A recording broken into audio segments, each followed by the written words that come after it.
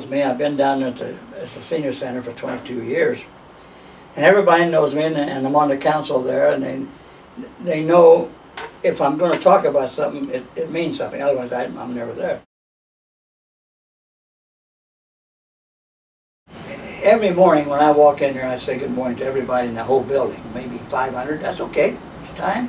Of course, there's some little old lady, maybe that's the only good morning she'll ever get the entire day. They've told me that.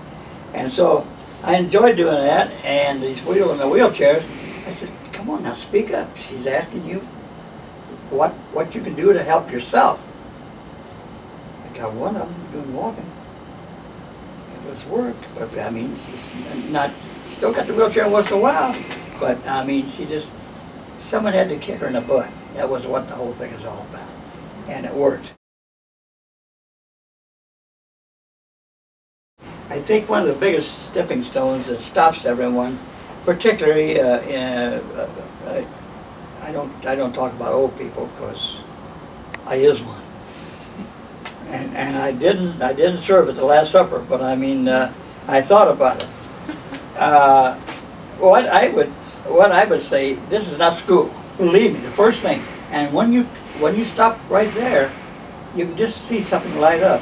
Because that's all they're thinking about. Especially when you say 2.5 hours, that's a hell of a long time to be in a classroom.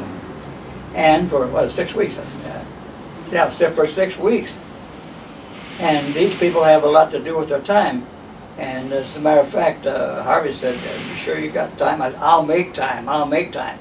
And I was so glad I did it.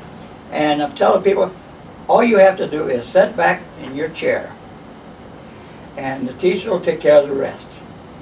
And every one of you people has a different story to tell, a different thing that will bring you to enjoy the class more.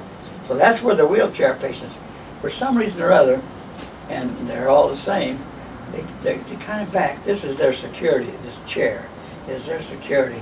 And when they're asked to say, well, how about on this particular thing we're talking about? What do you think about that?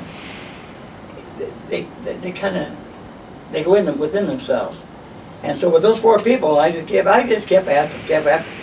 At the end of the thing, like they've been there forever.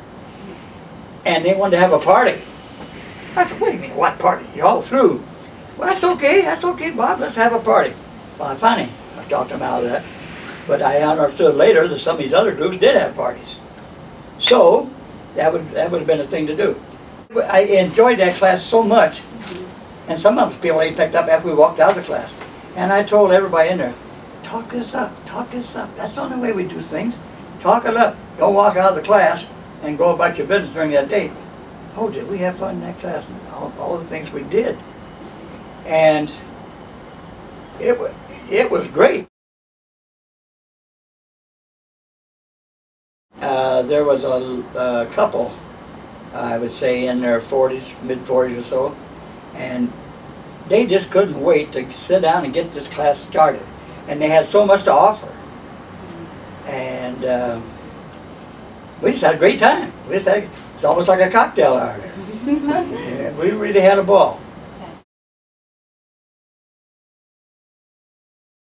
What started me right off from the word get-go was the way it was presented. I think it was presented, they got it out of Stanford University, and the way they did it was just so no school-like at all, and everybody participated, because you can look up at this thing when they take the top over, you can see something that you think about.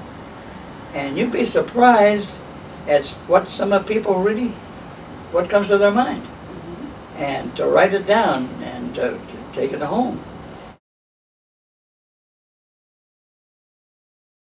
But the most important thing, and I'm still doing right now, to drink more water. I have a very difficult time with water. And here I was in the Navy for 9 years. I have a difficult with water. So what I did was, I went and bought a timer that I keep on my desk down at the shop, on the wood shop. I set that for every half hour until I've got 6 to 8 glasses of water in.